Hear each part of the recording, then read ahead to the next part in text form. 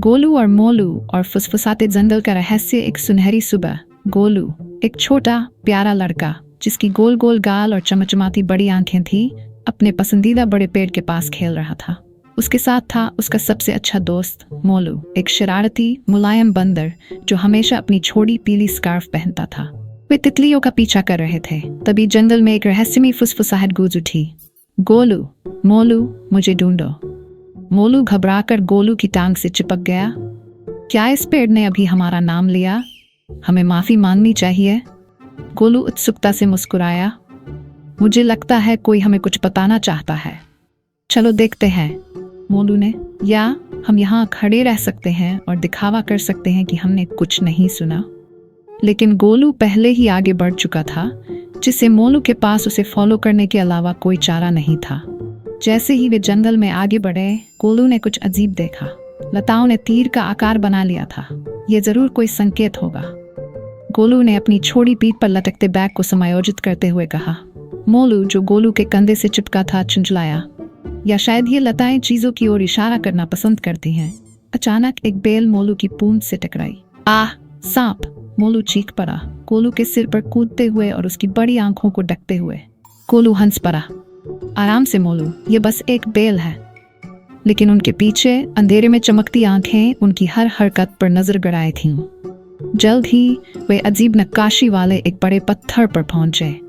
शायद ये कोई खजाने का नक्शा है, गोलू ने अनुमान लगाया, अपनी लाल टी शर्ट की आस्तीन ऊपर चढ़ाते हुए।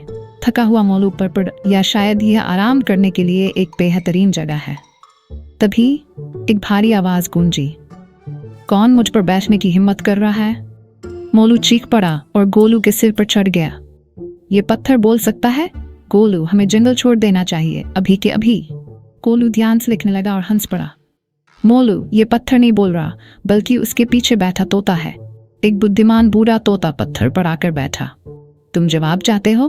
3 झरनों के रास्ते को खोजो। गोलू उत्साहित हो गया। मोलू करा, फिर से चलना? क्या खजाना खुद हमारे पास नहीं आ सकता? वे तोते की दी गई दिशा में चलते हुए तीसरे झरने तक पहुंचे। उसके पीछे उन्हें एक छुपी हुई गुफा मिली। ये वही जगह हो सकती है, गोलू ने फुसफुसाया। उसकी बड़ी आंखें रोमांच से चमक रही थी। जैसे ही वे अंदर गए, जमीन कांपने लगी। गर्रर! मोलू गोलू के बैग से चिपक गया। हमने जंगल के राक्षस को जगा दिया। अब हम बच नहीं सकते। एक गहरी आवाज गूंजी। अब हम बच नहीं सकते। मोलू की सांसें रुक गईं। ये मेरी नकल कर रहा है। ये एक शैतानी नकलची राक्षस है। गोलू हंस पड़ा। मोलू, ये सिर्फ तुम्हारी गूंज है। मोलू ने राहत की सांस ली। ओह, मुझे पता था। गुफा के बीच में एक धूल भरा खजाने का संदूक रखा था। गोलू और मोलू ने सांसें रोक लीं और धीरे से उसे खोला। अंदर था एक आईना। मोलू ने अपना सिर खुजलाया। रुको, मैंने अपनी पूंछ खतरे में डाली और हमें सिर्फ एक आईना मिला? मुझे पहले से पता था कि मैं हैंडसम हूँ। गोलू मुस्कुराया। मोलू, ध्यान से देखो, असली खजाना हम खुद हैं। बूढ़े तोते की आवाज गूंजी। सबसे बड़ा खजाना सोना या चांदी नहीं, बल्कि वह रोमांच, हंसी और दोस्ती है जिसे तुम अपनी यात्रा में पाते हो। मोलू ने पलकें झपकाईं। तो हमें सोना नहीं मिला? गोलू हंस पड़ा। सोना नहीं, लेकिन हमने सबसे मजेदार रोमांच जरूर पा लिया। जैसे ही वे घर की ओर लौटे, मोलू मुस्कुराया। अगली बार क्या हम कम से कम केले से भरा एक खजाना खोज सकते हैं? और इसी के साथ गोलू और मोलू जंगल के अगले रोमांच की ओर बढ़ चले।